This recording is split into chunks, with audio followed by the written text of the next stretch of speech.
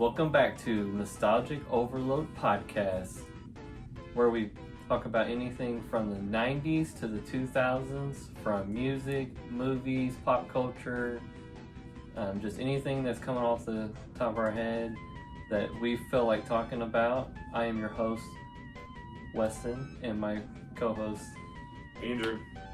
So let's go ahead and get into the topics. Our first topic is 90s grunge bands, but the ones that are tops to us, they may not be all of the 90s grunge bands, but they're the ones that hit home for us.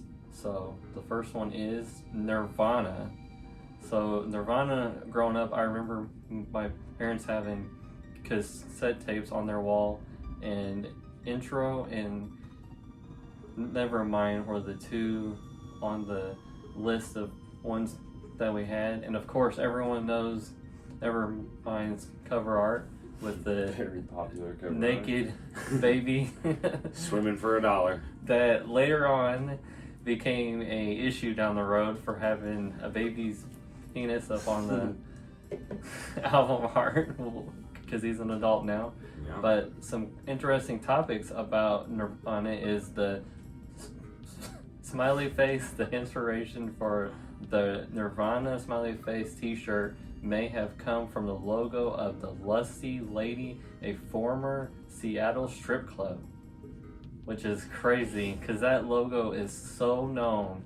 Everywhere you see it, people know whose logo it is. And also, it's interesting that Washington is where a lot of the grunge bands started at, and there's a tribute sign in Aberdeen, Washington that reads, "Welcome to Aberdeen, come as you are," which is dedicated to Nirvana. And also, Heart-Shaped Box was originally titled Heart-Shaped Coffin because even though the song was inspired by an actual heart-shaped box sent by Courtney Love to Kurt Cobain during the early days of their relationship, the initial lyrics read that the narrator was buried in the box as opposed to locked, with the heart-shaped coffin title.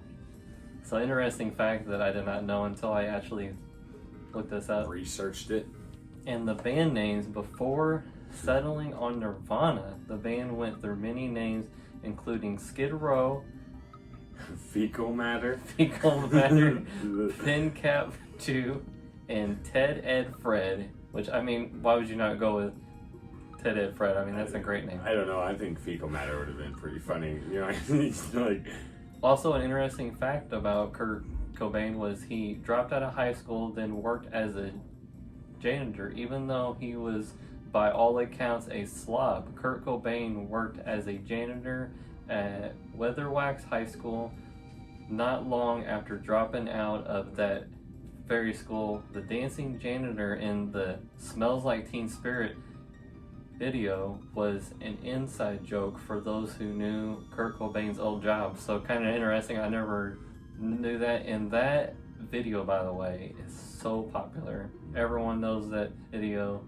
It's got that grungy feel where it's got the dim lights and in high school. It's got the cheerleader. I mean, just so many iconic parts in the video that everyone knows. And also, Polly, the song, was based on a true story where after reading an article about the torture and rape of a 14-year-old girl, Cobain chose to write the song from the perspective of the girl, inventing the name Polly to aid in a consistent and innocent sounding bird metaphor. After hearing the song, Bob Dylan said of Cobain, "That kid has a heart."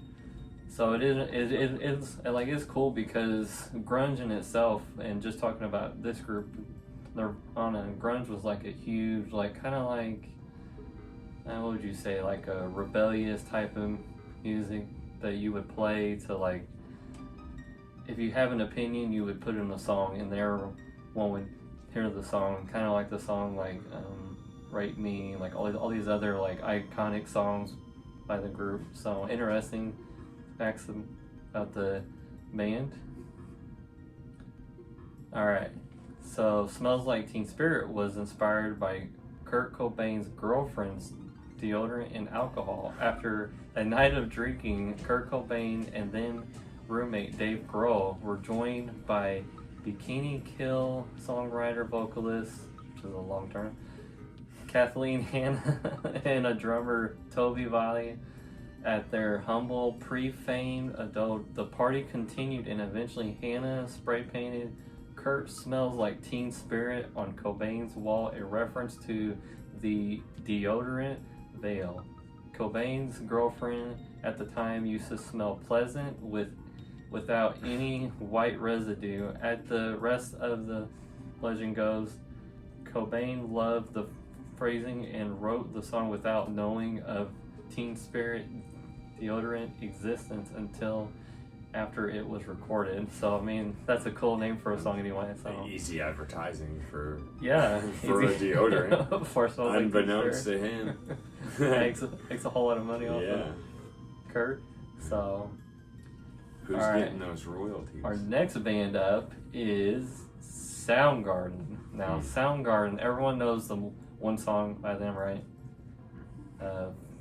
Fell on Hard Days to Black Hole Sun. I mean, an iconic band with a lead singer who has made an impact even though he's passed away, as well as Kurt, and his influence on music will stand the test of time hands down. Yeah. So the band name comes from a pipe sculpture in Seattle Sandpoint Park called a sound garden. The sculpture produces sound when air passes through the pipes. So interesting to know that. I didn't really think of where their name came from. And Soundgarden's commercial peak was in 1994, where their album Super Known. The album was a 15-song, 70-minute long record that earned the band multiple Grammy Awards. Some of the bands that influenced Soundgarden include Led Zeppelin, awesome band, Black Sabbath, great band, Iggy and the Stooges, not really know them, Howlin' Wolf, Alice Cooper, Bad Brains, AC/DC, and the Melvins. So the next one up is probably one of my favorite grunge bands, because I mean, how can you not like them? And that would be Alice in Chains. Rest in peace also to Luke Stanley. I mean, an incredible artist that his voice alone, I mean, they have recordings of just his voice by itself without any drums or things, and it's amazing to hear his voice. I mean, he's got such a unique voice. It definitely should be one of the top artists for vocals, hands down. He had really great range.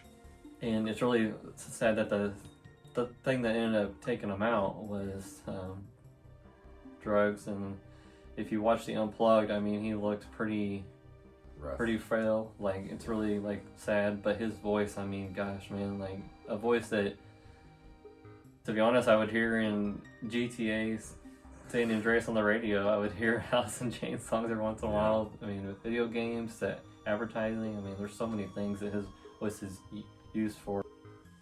Alright, so for their band name, they considered the name Alice in Chains, but it reminded them of Alice in Wonderland, but they worried it would be controversial, which Alice in Wonderland is an awesome movie, and Alice in the Chains is a great name. The band's drummer, Sin Kinney, played the entire Faceless album with a broken hand, which to play it with just one hand, I mean, that and one broken, that is awesome. And the band's album, Jar of the Flies, the album title comes from a third grade science and experiment where the Cantrell compared overfed and the underfed flies. So interesting to think about all the crazy things that bands come up with. I'm gonna let you take this one. In early 1988, Alice in Chains went by the name Fuck. Lane Stanley explained in an interview, "We weren't getting any work anyway, so we thought it wouldn't hurt us. The band would pass out condoms with Fuck, the band stickers on them. Soon after, they changed the name of the band to Diamond Lie, which was the name of a band Jerry Cantrell had previously been in. The name Alice in Chains came from Alice in Chains, the former band of Lane Stanley. Lane Stanley said that the Rolling Stones magazines, the name came from a side project of my old group. We were going to have this band that dressed up in drag and played heavy metal as a joke. What a turnout they got for that. It's a good name, though. A crazy story. And when I saw this, I was like, I bet Andrew would love it. Oh my god. That is hilarious. One of my favorite words. It really is. As an adult and as a kid, it's his favorite word, probably.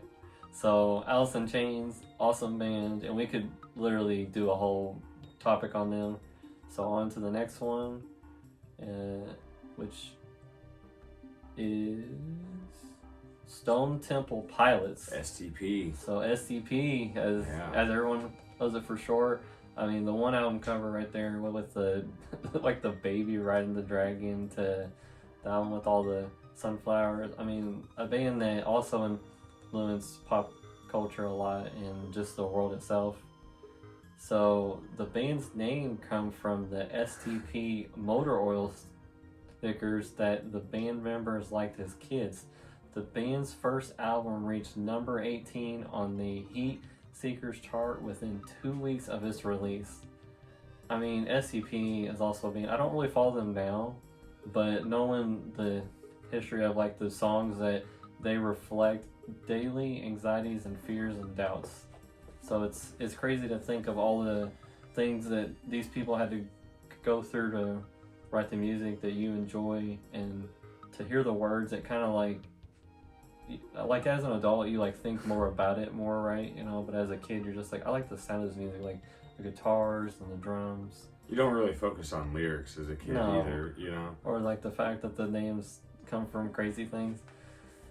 The cover of their second album, Purple, shows a baby riding a dragon in the sky while some angelic figures look on. It is based on the artwork from the package of China white heroin that Whelan scored in Los Angeles. Like, this is crazy. Something you never would think about. Like why is this a baby riding this dragon? Yeah. He was riding the dragon. But one person out there knew, like, yo, I scored a bag of heroin with that same thing on it. So the next band up is going to be Pearl Jam. So everyone knows Pearl Jam, or if you don't, I know people that still follow them to this day. They're still making music. Yeah, they still make music. They still have concerts. They have cool posters also, by the way. But I also think it's because they're like one of the only grunge bands left who has all the members. Yeah, with a member that hasn't passed away, yeah, tragically, or any kind of death. But so their name originally, they were going to be called Mookie Blaylock, named after a popular NBA player. So that's where their name comes from. The band has released exclusive singles for members of their official fan club, the 10 Club, every Christmas season since 1991.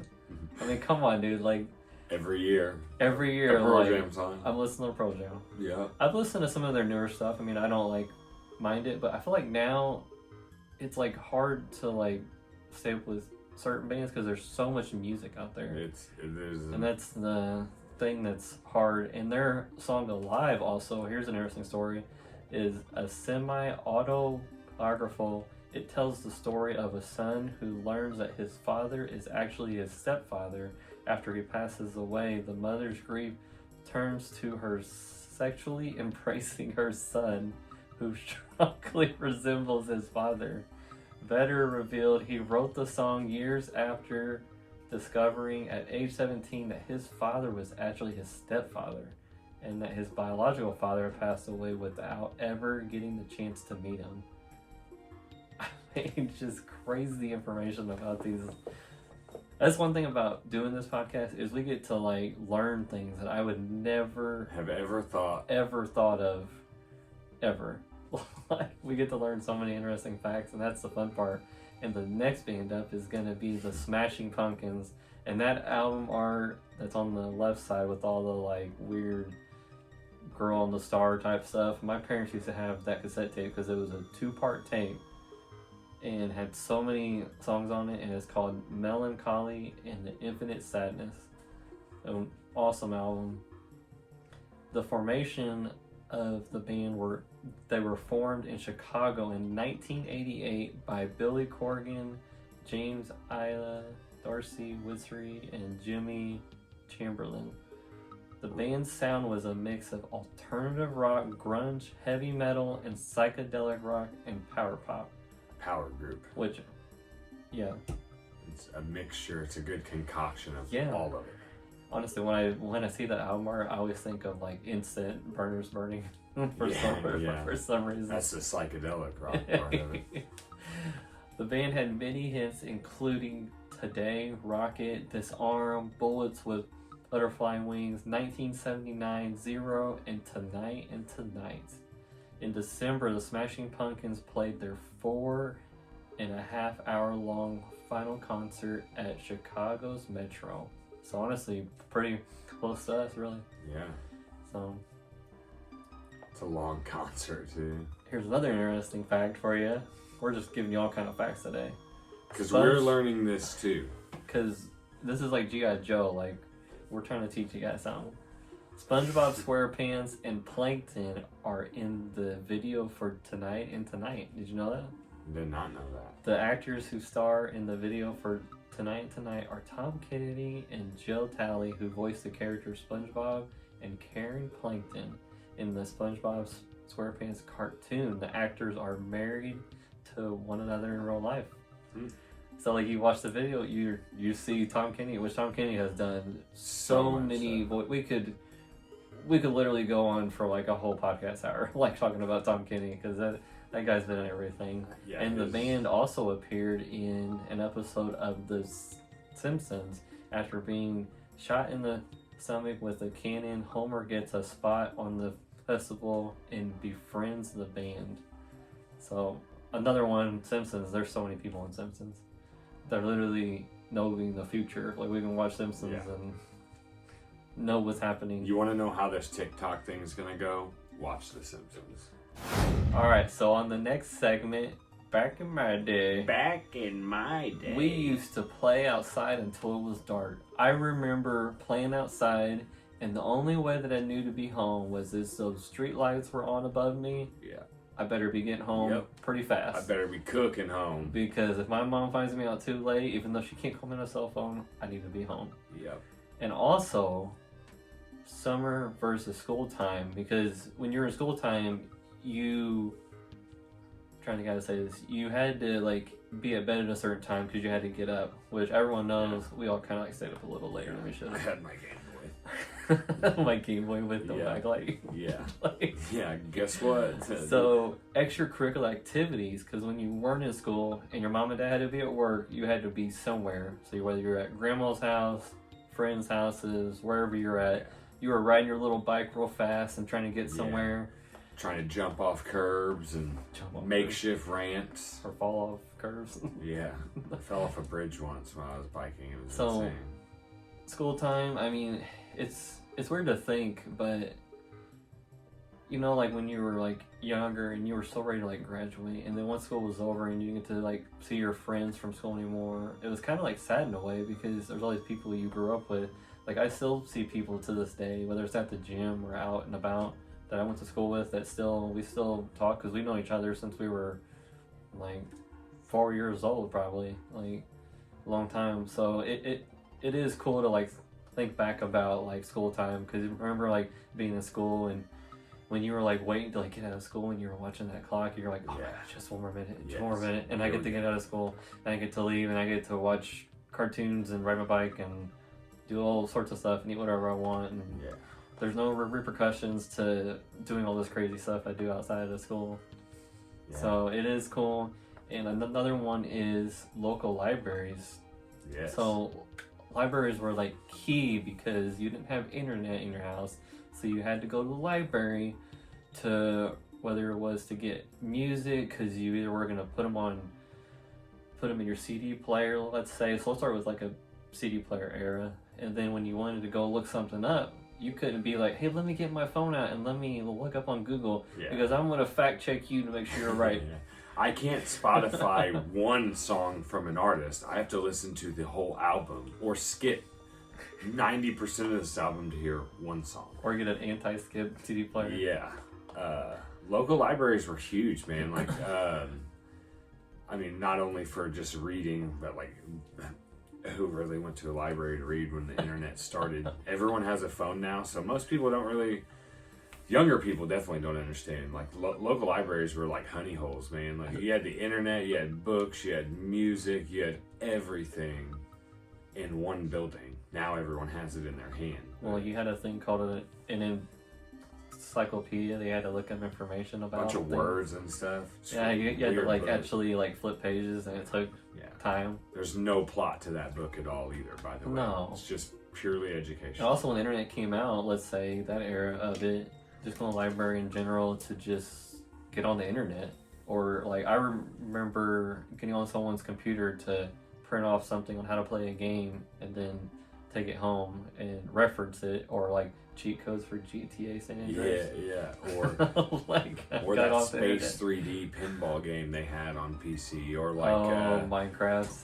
yeah, You remember Minecraft? Minesweeper. Minesweeper, that's what it was. Yeah. I said Minecraft. Yeah, That's my son's. you're a little ahead of your time. A little bit of my time. Minesweeper, or what was the one where you're like on a slope and you're going downhill through all the like trees? And you're like on like skis or something like that. You're trying to avoid hitting trees. There was one on there for that too. You had a bunch of games like the name of it. Roller Coaster Tycoon was one I played a lot. Fun stuff like now that. you're hitting me because I went to my friend's house to play that game when the internet first came out, and I remember being, man, it was like I was always so excited to go to his house because I didn't have internet and he did. And it was like, oh man, I get to go to my friend Kyle's house to play Roller Coaster Tycoon, and we're gonna go see where our like parks at, and like we would check in, and we would only have so much time because when his mom wanted to get on there was only one computer, so it wasn't like we could like share. So or if someone called. Such Such a wild thing to talk about. Getting kicked off the internet because someone calls your home phone because it was all one line. So that was terrible. You know. I'm watching people puke at my park that I just created, and then grandma calls and boots me off the internet. And it was like But like back in then, it was like interesting to just like talking to your grandma on the phone. I remember it was like a thing where like if grandma called the house, we all had to like pass the phone around to say hi to grandma.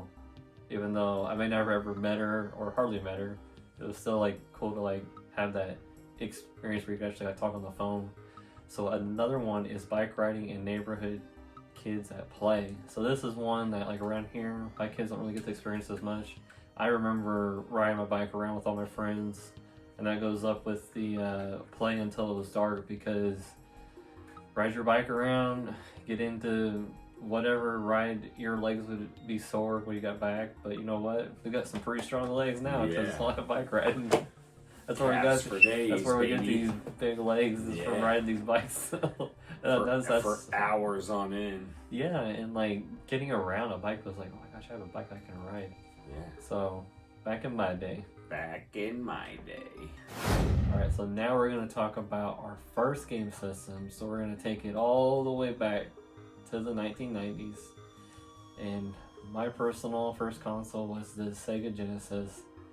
And there's so many memories that are tied into that one console, and that's why I still collect the games now, because it's a console that I grew up with. I remember having like the controller only had like 3 buttons, and then you had like the special controller that we had.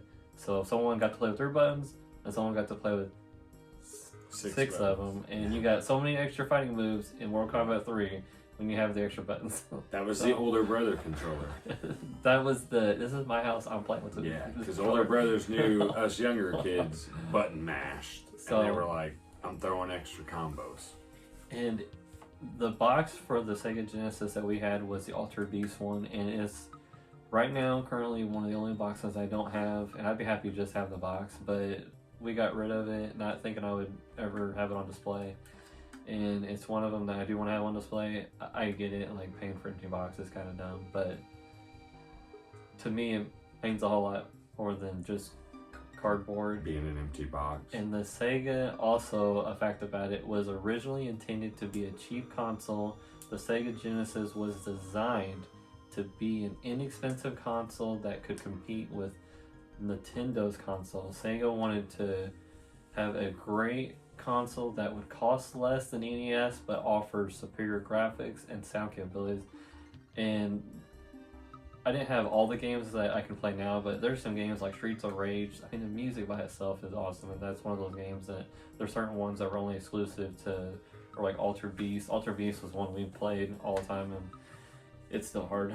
Even though I'm 34 years old, and like I play it sometimes, and I'm like, man, this thing's so hard. I was like, I realized why I stopped playing this. That's like NES games. I think they made them to torture us so we could never beat them. Yeah. But the Sega Genesis was mine, and Sonic the Hedgehog was created as a character to compete with Mario, because Mario's still going and Sonic's still going. So Sonic became their like mascot of like a person. I mean that music, you know, ding, ding, ding, ding, and you hit the little like halfway point and it goes ding, you know, like all those like sound effects. I mean, great music. Everyone remembers your heart rate pounding, so you're everyone like remembers how bad it hurt when you heard all of your coins fall out because you got hit. You're like, oh, terrible. And also the Sega was the first console to use a 16-bit processor. The Sega which was allowed for superior in graphics and sound capabilities than the NES. This power would also allow Sega to create more advanced games. So it's really sad to say that they're not around anymore, but an awesome console. So Sega had a number of exclusive games. The Sega Genesis had games that were very popular, games like Streets of Rage, which I just talked about, Phantasy Star, Shining Force, were Sega exclusives that contributed to their console's popularity. The Sega was the first console to offer online gaming, which is crazy to think. The Sega Channel accessory allowed players to download games directly to their console and play online with other players, which I had never heard of until I looked this up, and I was like, well, I didn't have internet anyway, so it didn't matter. Yeah. They were way ahead of their time. I was like, some people were barely rich. Those are those kids where you were like, man, his dad's got a good job. Or his dad spends a lot of money on video games. Their parents had the first cell phones, probably. Yeah. And it was also popular for the Sega. It was often the console of choice for hardcore gamers. The console was a commercial success for Sega, and it contributed to the popularity of the brand. So now it's his turn for his first console. The first console I remember, like stationary console, was PlayStation. Resident Evil was top tier game at the time. A lot of games, Twisted Metal, Vigilante 8, Vigilante 8 second, it's not second wave, what is it? Either way, it was a great game. Handheld though, Game Boy all the way was. Also, I added that picture in for you for the Game Boy Color, Little Nicky. Game Boy Colors. Game Boy Color was the console that. What a step up! Handheld game system that, man. Pokemon. That's what really blew Pokemon into space. Is because not only can you play Pokemon cards, but you can play them and trade them on your Game Boy Colors. Out of this world. Is the Game Boy Color one had the link cable, or was that the Advance? That was the Color. Color had a link cable. Okay, or you had to have a cord to like link your Game Boys together to trade. Advances might have had because you couldn't like Wi-Fi it to them. Yeah, Bluetooth it or whatever we called it back in those days. Isn't it crazy the price of the PlayStation? Yeah, $300, and that's $100 off. You get it for $200. Yeah, $199. You get a $100 rebate. And the old school Game Boy, man, that screen is so hard to see though. It is. Like, but it's one of those things you have and you hold and you're like, it's still fun though. It is. And the Game Boy Pocket, a Soviet Kazimir Alexandra took his Game Boy to space on his TM-17 space mission.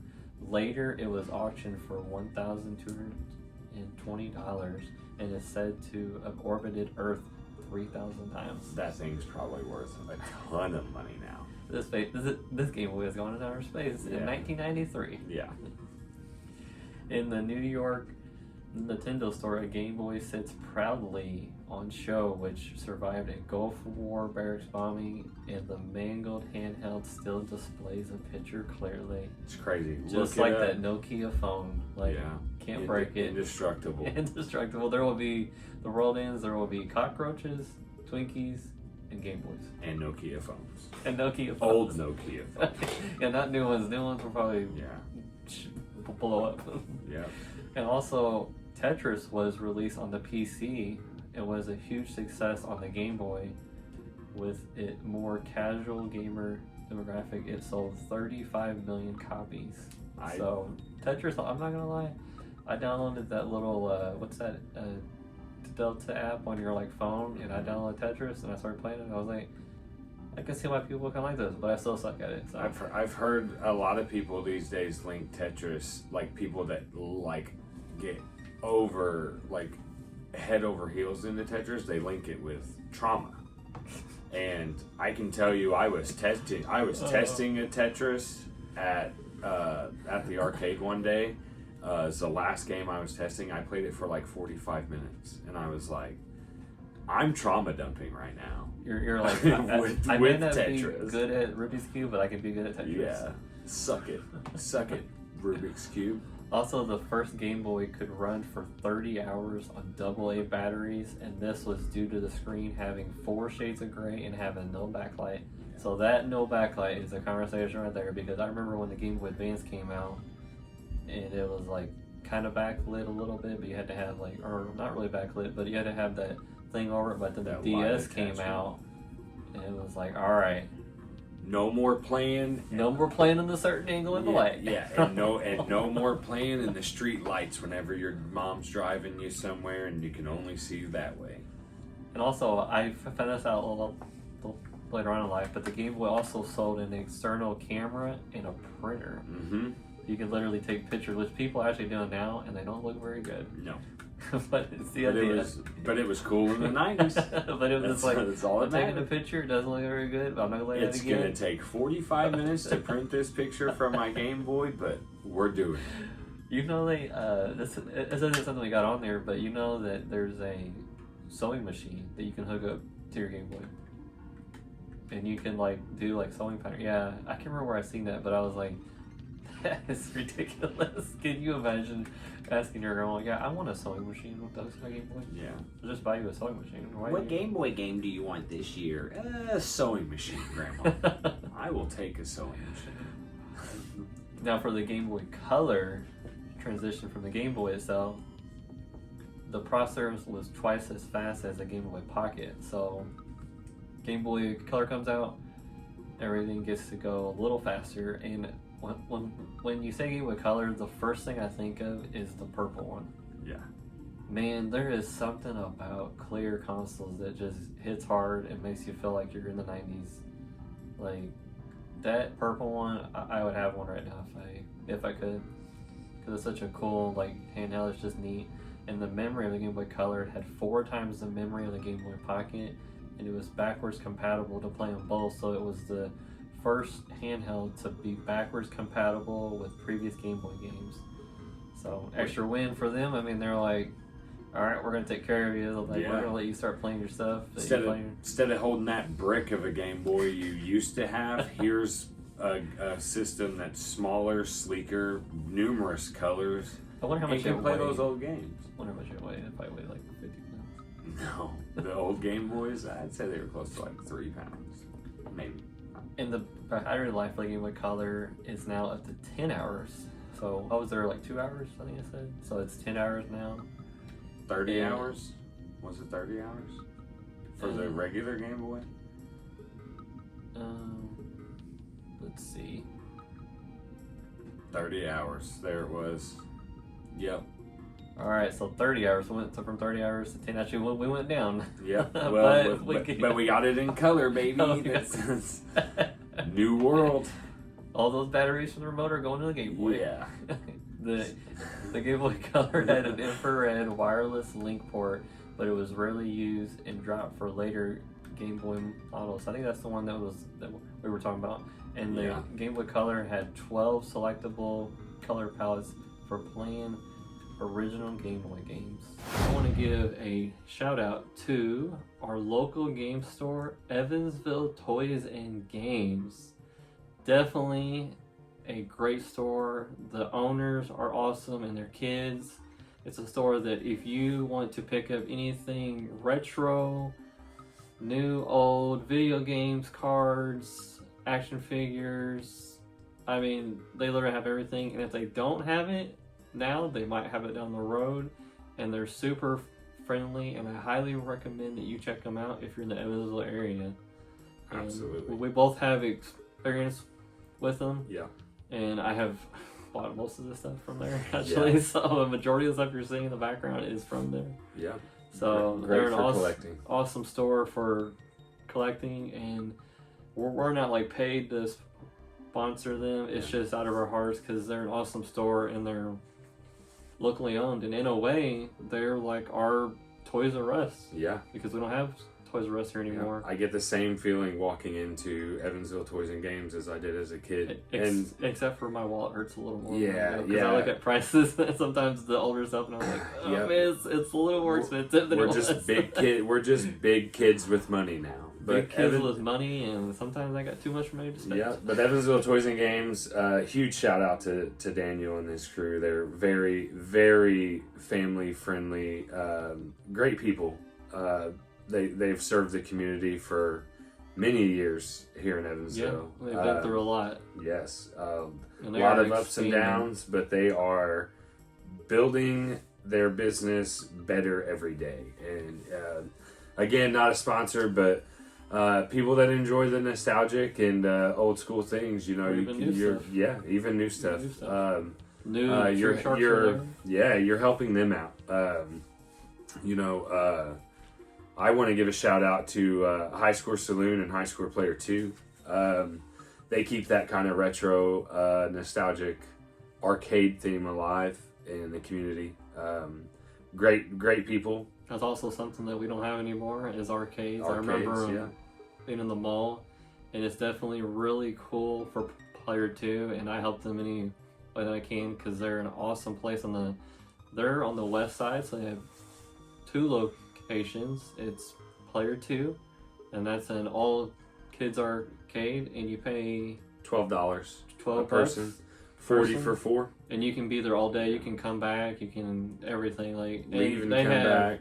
Pinball, so if you want to play pinball without paying a bunch of money like you do at High Score sometimes, definitely can get really good at something. I wish the Halloween pinball machine that's currently at High Score would go over to Player 2. I would be playing it a lot. But it is cool to like the experience to like share with your kids.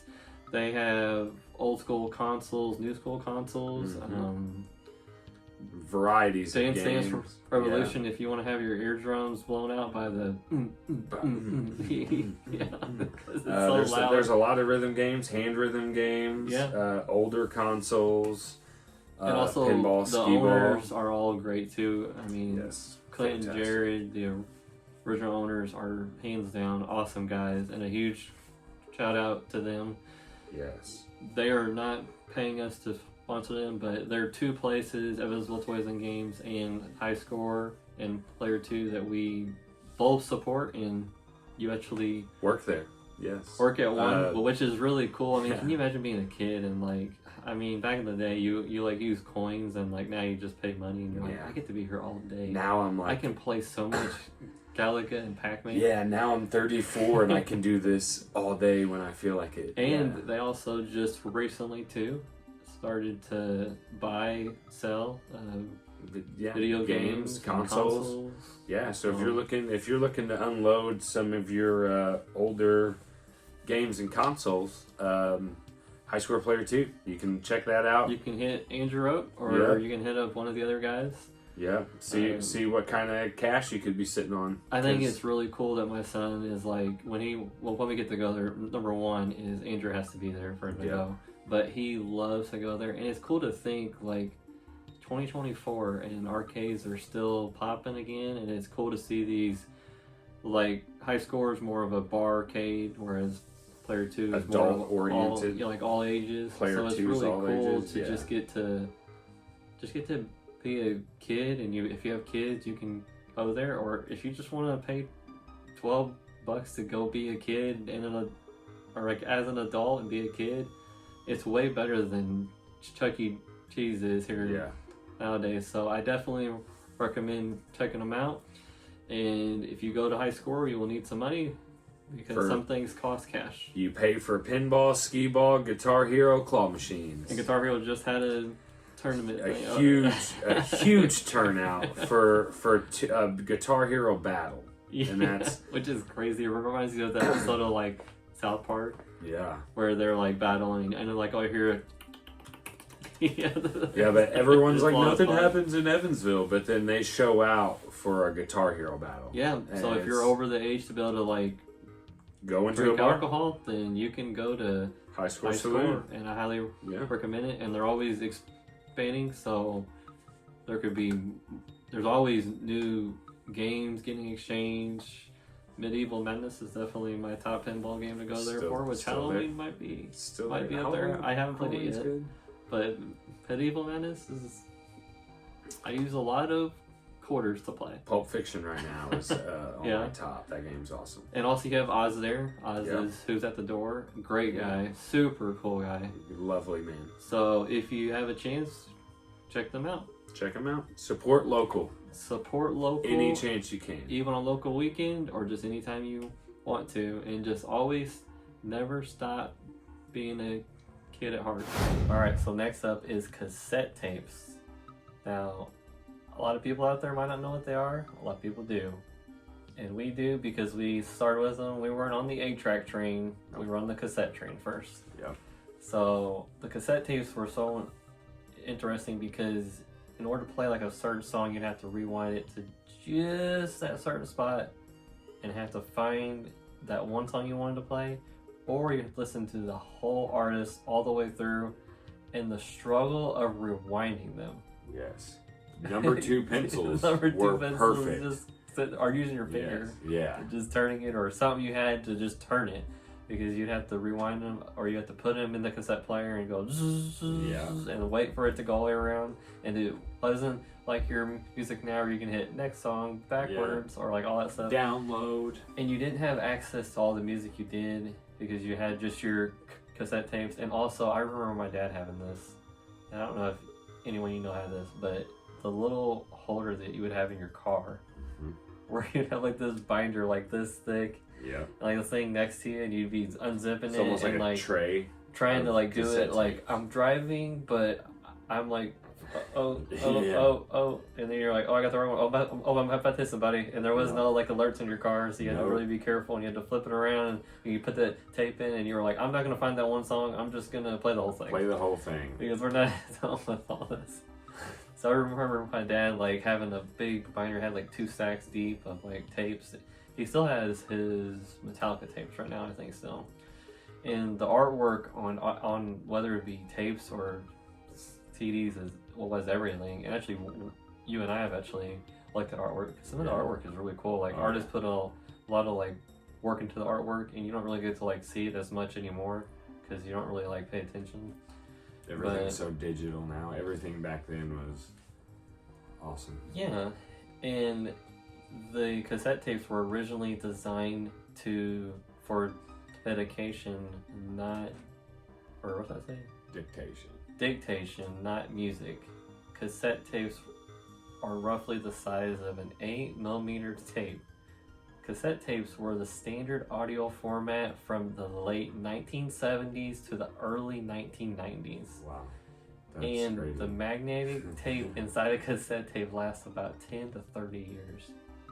So eventually they'll be gone, like over time. Over 3 Deteriorate. billion cassette tapes were sold between 1963 and 1988. That's a lot of cassette tapes. And Dutch inventor Louis Ootens developed a cassette tape in 1962 for Philips. The first cassette tape player for cars was released in 1968. So cassette tapes, I mean, there's so much stuff that we could talk about them. There's also an annual event that celebrates cassette tapes as a music format.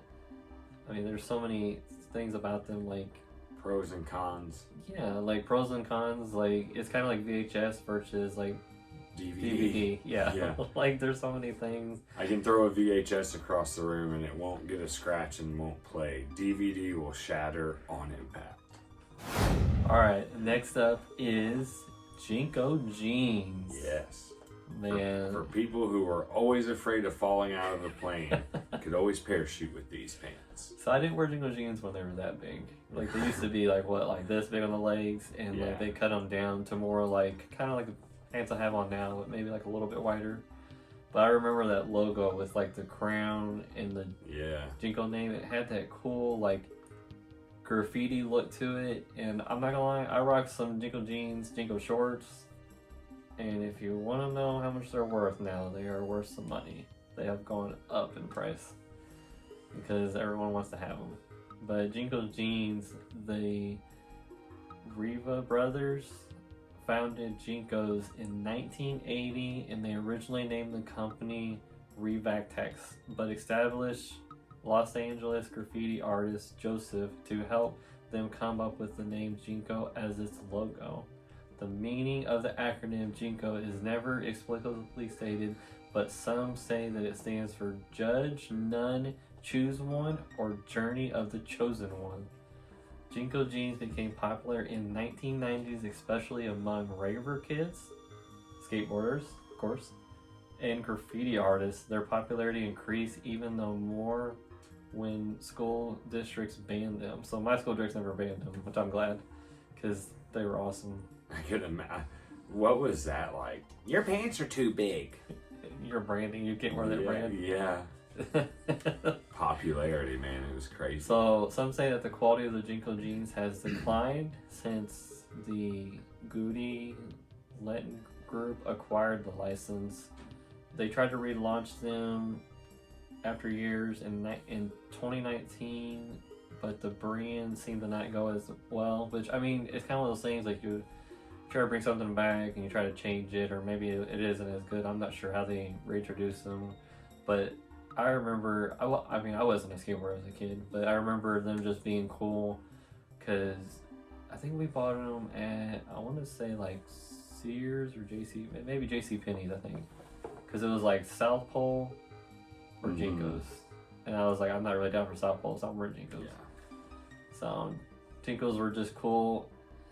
They were known for their wide legs, which could reach over 50 inches in one leg opening. They were also featured large back pockets with the graffiti-inspired embroidery, which there's a guy online that wears them and he like skates or something like that, and he'll put like his Super Nintendo in the back pocket, and like he'll show all this stuff. Yeah, like old laptop even. Yeah.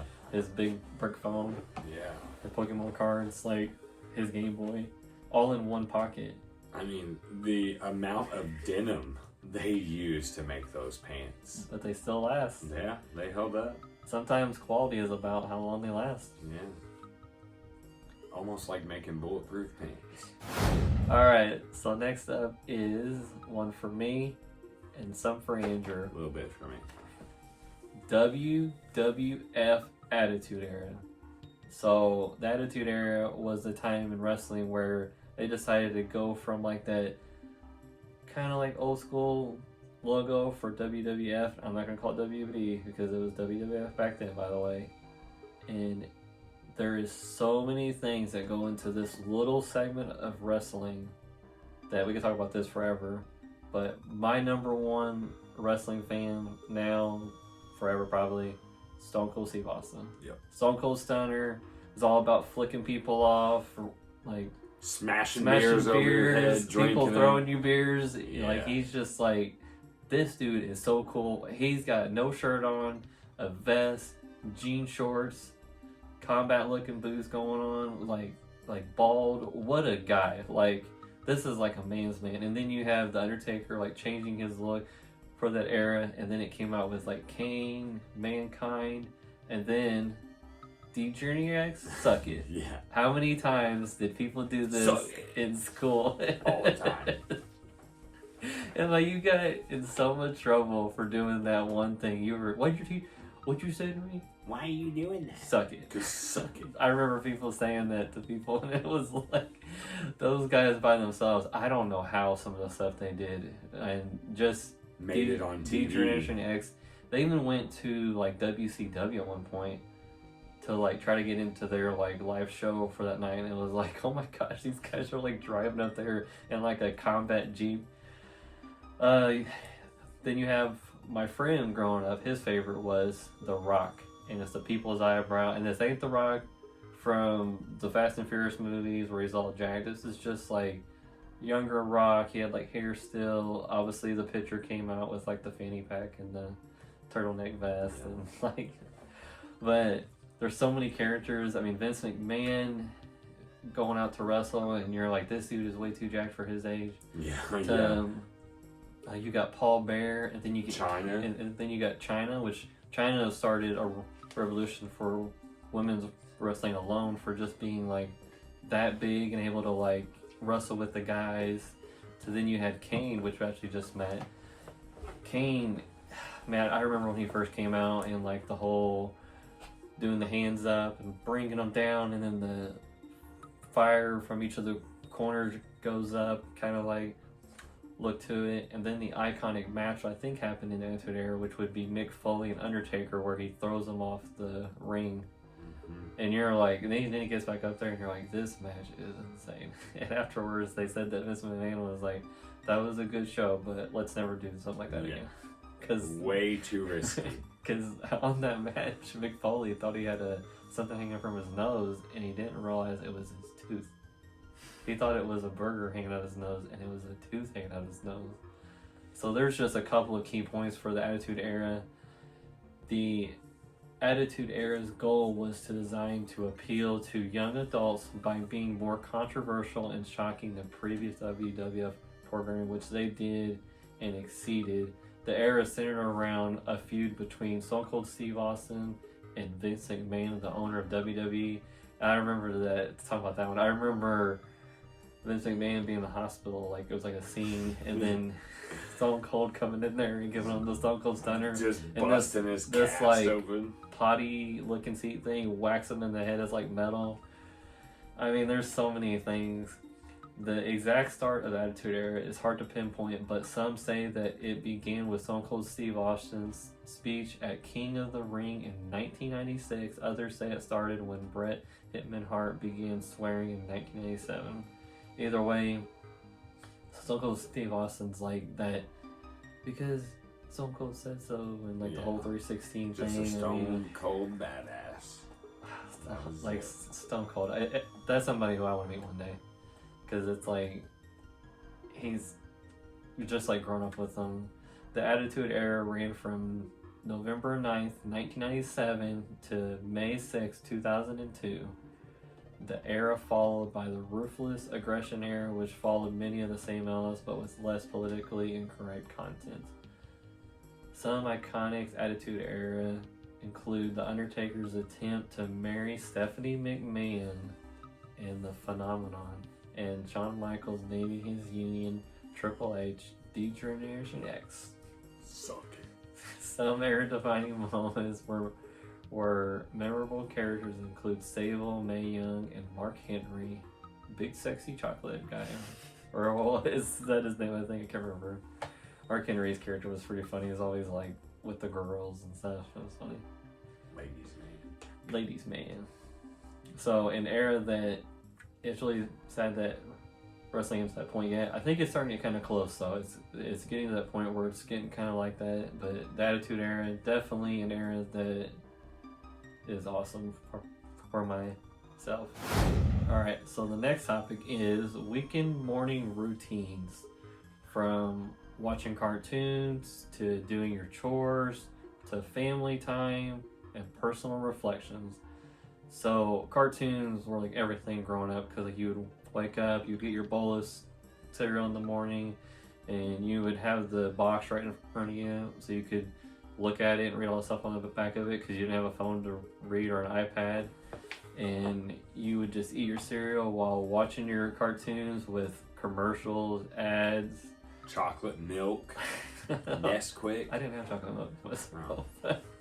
if you had Cookie Crisp or like some other type of cereal, the cereal kind of flavored your milk. So you put chocolate milk in the chocolate cereal? No, I ate cereal with white milk and drank chalky milk. White milk. And then I drank my cereal milk. I was all about sugar. It wasn't like vegan? No. Your cereal? No. It wasn't goat milk. So it's going to sound funny, but Almond you milk. remember Frosted Flakes? Mm-hmm. So I would put sugar in Frosted Flakes. I double down on it. Nice. So you get to the bottom, there's like this much sugar. You get like 4 whole spoonfuls of crystal sugar. You're like, I'm not getting diabetes yet, but one day. No, but this is crack for children. And then the chores is a good topic because I remember doing kind of like a way to like learn how to make money and how to earn an allowance and to buy things like my PlayStation 2, my GameCube, my Game Boy Advance, all that type of stuff, was to do chores like mowing grass, letting the dog out, helping with dishes, or just cleaning. Yeah, just clean your room, which now I clean today. I don't get paid. Yeah. So it's a little different when you're a kid. Like just those little things. Now I remember just getting like a little bit. Now my son is like wanting like $50 almost. Seems like to do something. Bleed you dry. Yeah, I'm like make messes to make money, baby. That's all it is. Rates have gone up. Yeah. Yeah. And then family time, just spending time with your family. Like this is sometimes the thing we talked about on the other episode was just spend time with your family to like not having your phone and like actually talking to people, man. Talking to people and just spending time with them, whether it's just you talking, like how we were earlier about talking on the phone to your grandma. Yeah. Like just spend time with your family without interruptions. Yeah. Like it's everything. And then personal reflections. I feel like there was more time to actually think about things because you were more living in the moment than like you were just talking about earlier, the whole TikTok ban thing. You're not distracted. Yeah. We weren't distracted. Even though we were born in a technological boom, there wasn't something in your hand or in your face at all times to distract you from the reality of life around you. You had to actually discuss it and deal with it. There weren't so many distractions really, but my personal reflection on it was like chores. The chores and stuff really just taught me more about, and don't get me wrong, I'm a 34-year-old child still, but I think farts are hilarious. I don't think I can talk because this background. Yeah. Hi, but it was more about responsibility and like morals and like you want to get that, you got to earn it, and not now where it's like hand me this, hand me that, or but the personal reflections, man, like you just sit down and like talk about how was your week at school, like ask your parents about how work was, or unless your dad came home every day and just screamed at you because he had a rough day at work, whatever. No, a little deep there, but it's just it was more like no, my parents have always asked me about how my day was, and I actually do that now with my son. I'll ask him how his day was, even though sometimes it's like it's just school. It was just a deeper connection. I think that was because there weren't so many distractions. Yeah, like you were having someone call you on your phone in your car, or like I just got a stuff. Text, or work's emailing me. Work's emailing me. Yeah, no, it was you actually got to sit. It almost felt like you got to slow down a lot more. I feel like slowing down was easier for sure. Yeah, I actually try to do that now as an adult. I try to hop in the sauna and like kind of like decompress because we're so like overly stimulated by so much stuff. So I try to like come down a little bit because it's a little different as an adult and having all this other stuff. So yeah, it is good. It was easy to on the weekends to just kind of chill or hang out with your friends or get mad because you couldn't beat that video game. So I wasn't reflecting. But wasted my whole weekend and I didn't even beat level 1. All right, so next up is tech advances from tapes to CDs to MP3s is where we're gonna hit, and we kind of hit the cassettes earlier, but the evolution of cassettes to CDs to MP3s. So first you have music where you have to get it just right to hit that first song, let's say, and then CDs, you got to that song, but if your CD player skipped, you have that anti-skip that never worked. Never worked. Because I had that on mine and it didn't work. It was in your pocket. And then also trying to fit a CD player in your pocket, by the way. Let's talk about that. Unless you had Jinko jeans, then you could do it. I don't know if I had Jinko jeans then. I might have. I think at that point I had those jeans that like zipped off the legs. But those were what? Not to get sidetracked here, but the pants that you could turn into shorts with a zipper. My chef's kiss. Way to go. Bring those back, please. I think they still have them. Or like hunting and stuff. Wow. I'm gonna look it up later tonight. Now he's gonna make a purchase online. Yep. But just be able to fit those in your pocket, and then you went to MP3. Now MP3, I put a picture up here of the Zune and the iPod because Zune was like the competitor from Microsoft to Apple. So the Zune, honestly, the Zune was pretty cool. I didn't have one. I had an iPod. I think I had an iPod Nano. But iPods started without screens. Yeah, if I'm not because mistaken. No, that was the shuffle. You're right, it was the shuffle. So they originally didn't have a backlight to the, and I actually have my iPod, the one that's on this picture actually. No, they were like in black and white, and then have like a backlit screen, so you could like, but you could use the like roller to like scroll through music. I think they both were cool. Whether you're a Windows person or Apple person, I don't really care, but it's really neat to see the advances. Because talking about the iPod, by the way, I used to work at the gym and I have it in my pocket, and then you'd have your headphones because they weren't wireless at the time, and it would fall out of your pocket and it would unplug your music while you're working out. So like, just to think those little things now that we probably take for granted, like having Bluetooth headphones, which what an invention. Like just the idea of having cords to things. And then now they're just like right in your ear, and it's like, man, this is just getting better. Yeah. Like I was like, the only thing that sucks is I have to charge all this stuff. Yeah. And you have to charge your, well, I think CD players, they took their batteries, but CD players took batteries. That's when you knew how long a school bus ride home was. If your little battery icon on your CD player was flashing, you were like, please tell me I'm going to make it home and not have to listen to all these other dickhead kids on the bus. That was my personal So I never had any bus ride experiences because I never rode the bus from school. I grew up in the county. We always, that's the only way to get there. Yeah, county. Everybody rode like horses. I was going to say tractors. Yeah. Yeah. My only ride home from school was when the farmer down the street got done driving the combine through his field. He dropped me off at home. I thought you were going to say my only ride home was my brother. He just hopped on his back. All right, yeah, giddy up. Go. Let's go. No, but the evolution of the tape to the MP3 to now it's on your phone on an app. I mean, just insane. Yeah. Like, and then next up is going to be the internet. So we talked about the evolution of music. Now we're going to talk about the evolution of having infinite knowledge at your fingertips to just look up. So that AOL screen that we all remember, the like guy on the screen like running through it, screen to screen, or that sound of, you know what I'm talking about. You've got mail. That one. There's another one. The dial-up. Dial-up sound. Oh. like that sound, once you hear it, you're like, oh my gosh, that sound is so ridiculous. Yeah. But that's the sound you had to hear. And then sometimes it took forever to get dialed in too. So it was like, with internet came the like setup. So everyone, if you had like a desk, computer yeah. desk, and like you have like little places for your game CDs or like all these different little things you could store in there. Like you have your little speakers, you know, the two that you have like a little knob on it. And Yeah. they would blow and then they would sound really bad.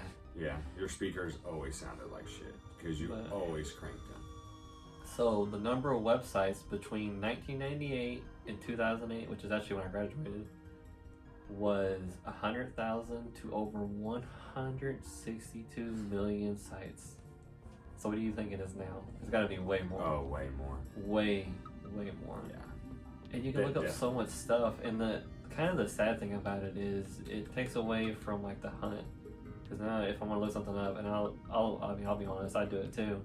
You just get on your phone. But back then you had to either like we talked about earlier, reading a book to find it and hoping the book has information, or your friend, or asking people. So knowledge is out there now. Like you can find anything if you're sick, or like earlier we were looking for longer cords for these microphones, so we just found them up like that. We didn't have to like go to like Best Buy or like get a ride somewhere, because obviously back then you couldn't drive if you were a kid. Didn't have a catalog to choose from. Yeah, you just Googled it.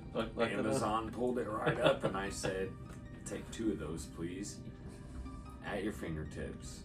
Nope. Well, how was that office button? Yeah. That was easy. Yeah. That's easy. So, easy as a press of a button. Dial-up modems help people be connected to internet using dial-up modems, which were connected to their phone line. Early dial-up modems had speeds of 14,400 bytes per second. By the end of the decade, they could reach 56,000 bytes per second. So I don't know anything about like if that's fast. That's a lot. But for all you guys out there that are tech savvy, it's faster now. Much faster. And you know that. Now the internet are all around you. I thought you were going to say it's in my hands. Yeah. I'm not Palpatine. You're if you guys got that, nerds. Alright, the next one up is landlines. So answering machines. Something I want to buy for this room eventually is just that clear classic landline phone. Not because I'm gonna hook it up, because I don't even think I have a like access point down here, but it would be just cool to have, because just that look where you could see inside of it. And then we'll talk about phones. So phones like everything, and I remember having like a phone book, or like having an address book.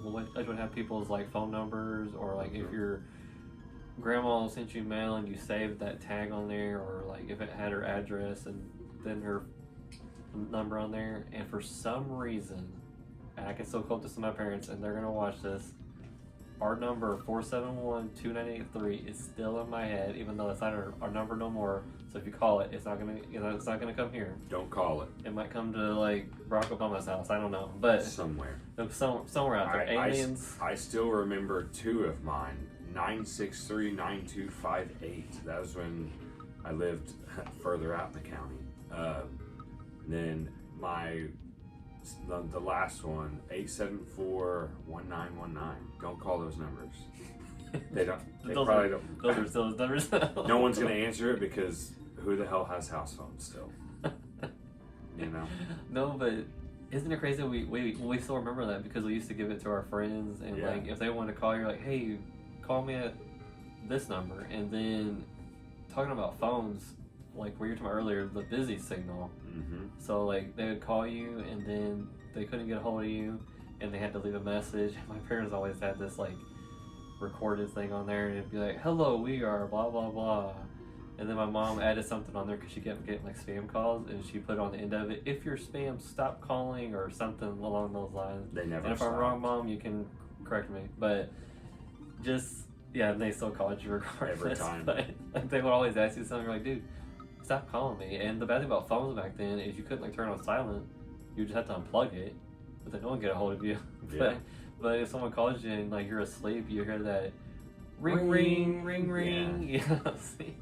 And the answer machine would also get full, so if you got too many messages, and eventually it wouldn't. Gotta delete them. Anymore. Yeah. Delete them or put a new tape in.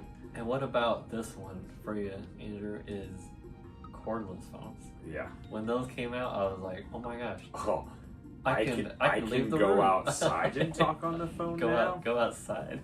Yes. How far were you going? As far as it would reach. I can get on the roof and call somebody. I'm like, I bet I could get half a block away before I lose connection on this thing. And then they had like just the idea of having a cordless, but the cords were a pain in the butt because they were only so long. You get tangled up, cats chew on them. Anything could happen. And then you also had to have, like, if you had internet, you had to have them like tied in together so they or use internet. You get kicked off because the phone call would come in. Because mom wants to talk to Stacy down the road for 45 minutes about her new mascara she's thinking about ordering out of a catalog. From Avon? Yeah, they had to talk about that. Or another one was when you would call, or you would pick up the phone to call and you hold your head and someone's talking on the phone and you're like eavesdropping in a way. Yeah. Or they're eavesdropping on you calling on the phone. Yeah. Get off the phone, Mom. Nosy. Now you don't have to worry about that. Well, kinda. Yeah, well, yeah. Other people are listening. Yeah, like sometimes I'll be like texting and I'm like, I'm just gonna call, it's a lot easier. And it's weird to think calling now is kind of obsolete. People don't want to talk on the phone. No. But back then it was like everything. Like, oh my gosh, I can talk to my friend, and then you have to get off because other people talk to their friends, or your mom wants to talk to her mom, or whatever. Now I feel like if someone calls me unsolicited, like anyone, like my dad calls me out of the blue, I'm like, holy crap, what's going wrong? Like something's up. And it's usually my dad just texts me. Yeah, my dad's, he's not the brightest bulb in there. You're not going to see this, Dad, so whatever. Unless you figure out how to use YouTube, which I haven't showed you yet, so we're good. I think I'm safe. I haven't showed you. Yeah, I had to show my dad how to use Facebook. Talk about wild. Alright, the next one is tinkering with electronics. So back in the day, when you wanted to do anything like electronically, you couldn't look it up online. You would just figure it out. Trying to hook something up. Like, I remember, so talking about electronics is like trying to run more than one console on your TV. Because you had the little AV wires, the red, yellow, and white. And you only had so many of them on your TV, and you either had to get something to like split them off to be multiple ones, or and then like taking apart electronics, which I haven't really done until now, but back then it was cool to like take things apart, trying to figure out how they work.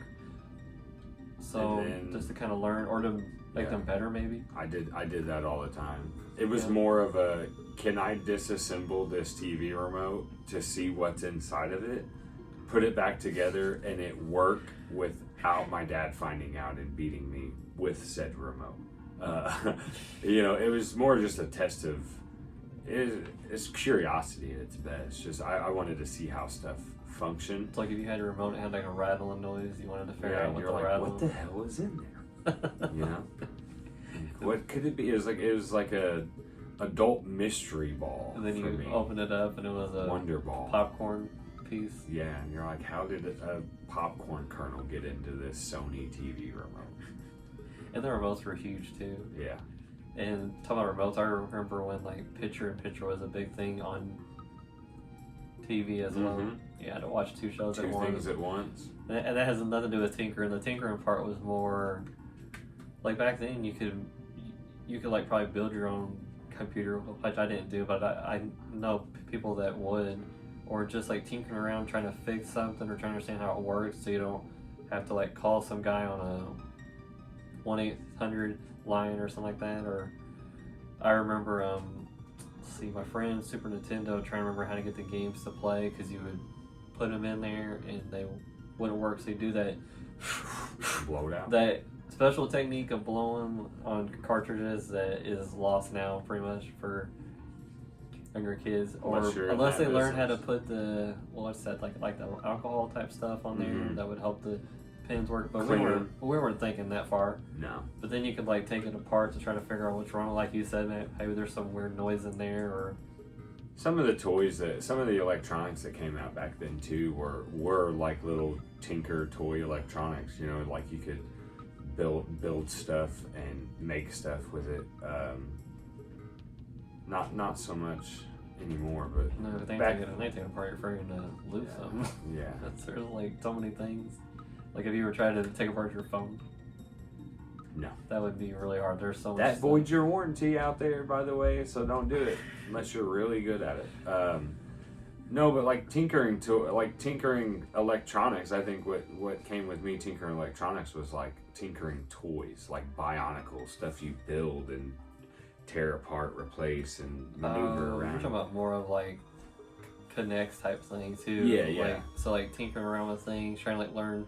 So Well, like, like, if so I like can- that would be a good one for like Legos, because Yeah. Legos was like tinkering around trying to figure out how things work, and then there was those kind of had like little gears and you figure out how to move things, or like the potato one. Remember in school you would put the two little things to have the battery operate a like light bulb type thing. Like you would create like a current. So, yeah. Electricity. It was more cool to like make electricity, whereas now my son's like, I could quite care less. Yeah. But he is obviously, we're making a crystal, so he's interested in that. So that's pretty cool. But Tinker Electronics. So the next one is the boom of electronics and the amount of changes that come with it. So that goes everything from computers to like MP3 cell phones.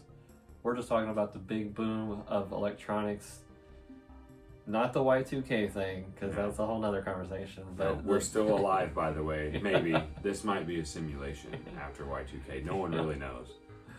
Don't go out and panic and buy a bunch of toilet paper and buy a bunch of food. Please don't. I wonder why everyone, when there is a serious time of need, everyone's like, I better have more toilet paper to wipe my ass than anyone else in this town, because it is insane. Why? And all the chicken breasts. Yeah. All those eggs aren't going to save you.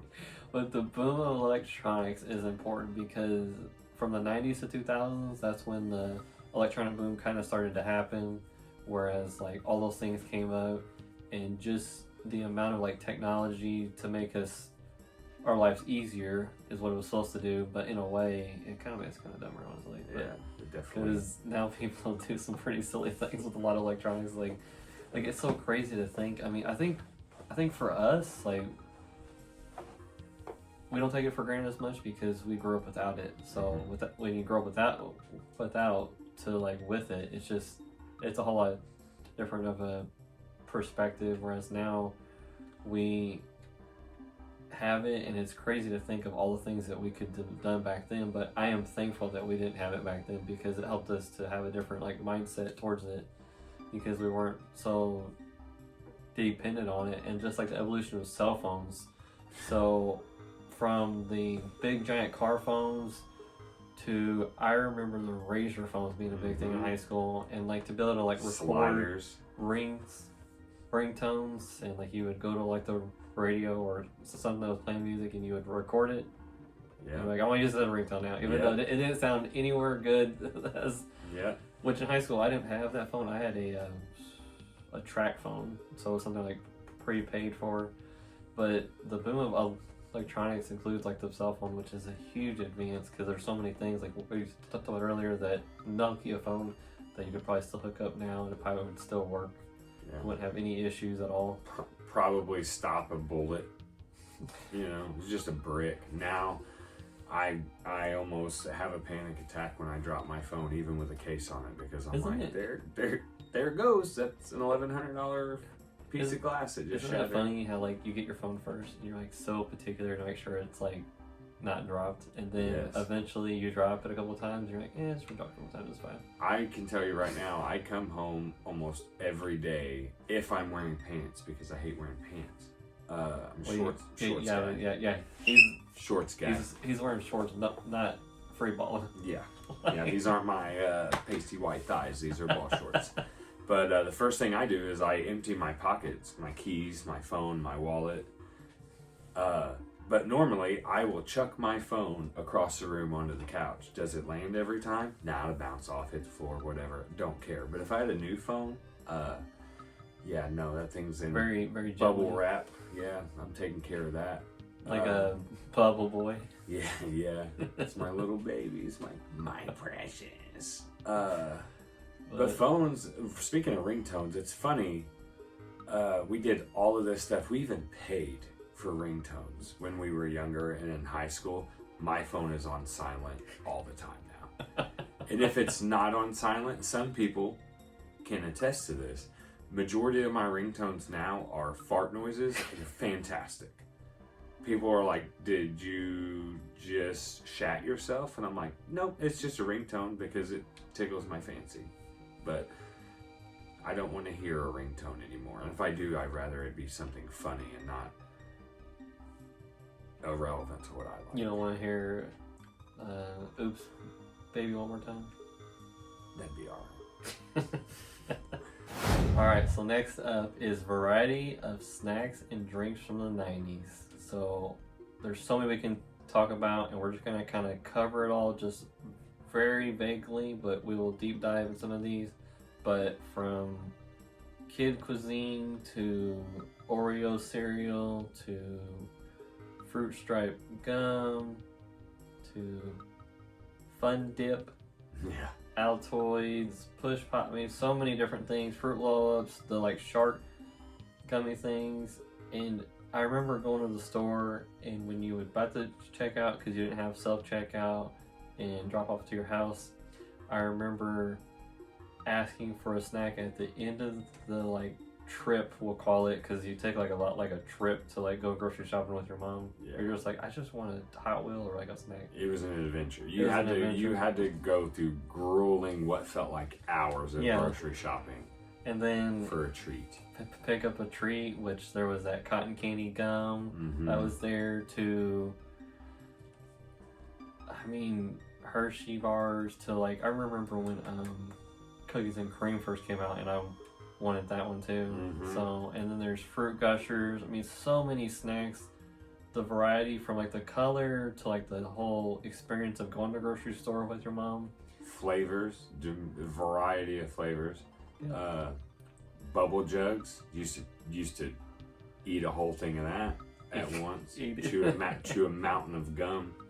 And then you stick it to the bottom of your desk at school. Yeah. Throw it at a bird while I'm driving down. 10 seconds later, after it lost its flavor. A while back when it was cold, can you imagine throwing that thing? It freeze. It'd kill a person. It would kill a person. Cream savers. Remember those little strawberry candies that came in a little strawberry wrapper? Oh, those are like always at Grandma's house. Yeah, you could never buy them, but Grandma had them somehow. It was like a. Where did Grandma get them? Yeah, don't know. Never asked. Just ate them. Something that candy in Grandma's dish would always be like, I don't know if I should eat that. Yeah. Because there was some of it, remember, it wasn't in like a wrapper. It was and you're like, Grandma, when did you buy this? She's like, I don't even know when that got here. So have at it. The second I became a grandma, it showed up. Yeah. Came when you did, kid. But the cream savers, the orange and the strawberry ones, man, those things are good. Like, talk about some good candy. Just solid. It was the Werther's caramel candies are notorious for being for older people, grandparents, you know. Cream savers were like the kid style of that, you know. Yeah. Wonder Balls were super fun too. I think most of the time people didn't even actually eat the chocolate. They just wanted to see what the hell was inside of the middle of it. I mean, why not? You're like, what's in there? Yeah. Like, it's like a surprise. It's kind of like a... Sounds like you shake it. It sounds like a lot of things in here. It's more exciting than it had like a jawbreaker. Yeah. Where you're like... Yeah, or gobstoppers. Yeah, or gobstopper. You're like, there's nothing inside but just more flavor. Yeah. But the amount of sugar and all the bad stuff that was for us. But hey, we're still here and we're still kicking, even though we drank plenty of soda and ate plenty of snacks. Because every time I went to my grandma's house, they would always send me home with a bag full of pretty much the leftover snacks they didn't want to take. Yeah, the junk bars. Food that they bought for your visit. Which is, guess what? That's what my parents do now. Yeah. So my kids come home with cookies and all sorts of stuff. I'm like, yep, we're continuing the tradition. And a sugar high. Yep. Because they don't have to deal with your kids, you do. So why not get them riled up? My son's already riled up. Yeah. It's probably because of the stuff they're trying to take out of the food now. Oh yeah, they're trying to make it worse. Yeah. So I remember just the like colors of all the artwork on the boxes was also important. It's kind of like, it kind of ties in, it's not something we're talking about right now, but like food restaurants, like just the like aesthetic of the whole thing was like Warheads. I mean, I remember just like the packing and being like, can I eat the lemon one and suck on it and not look like the dude on the wrapper? But I don't know, you had that one sour stuff. I still have those sour Oh, candies. okay, so there's I new actually stuff. recently bought more. Oh my gosh. So much citric and malic acid that if you eat too many, it warns you on the label that it will burn off the top layer of your tongue. Well, that's better than it burning a hole in your toilet from being too hot. Beggars can't be choosers. Alright, so our closing thoughts is going to be, I hope that when you find this, because we're going to try to drop them on Mondays so that you can start your week with us, and I hope that this took you back to a time when things were a little bit simpler and not as crazy, and maybe in your crazy life you can find some like remembrance of things that you remember. And if you could, go to our social medias. We're on TikTok, Spotify, YouTube, Instagram, Facebook. I think I call them, didn't I? Yeah. So on any of those platforms you can find us. Just look us up. TikTok, Nostalgic maybe. Overload. Yeah, TikTok maybe. And be sure to like, comment, and subscribe. And comment to tell us maybe there's a story you have about something you remember, or you want to add in to maybe your favorite snack or your favorite tech thing, to your favorite grunge band, because we only covered a few and there is plenty out there that we did not cover, and we understand those are just the ones that we just covered for this episode, and you can comment them and we will put them in the next episode or send us any ideas. Also, I want to give a shout out to Super Retro out there, because they give us a shout out on their podcast, so I want to give Super Retro a shout out on our podcast, because they're an amazing podcast that's close to us, because they're about in Louisville. I think it's about 2 hours away, maybe two. So those We'll guys say 2 to 4 hours. are growing just on Instagram. They just got 100,000K. They're getting all sorts of traction, and they're an amazing group of guys. Cool to talk to, really versatile.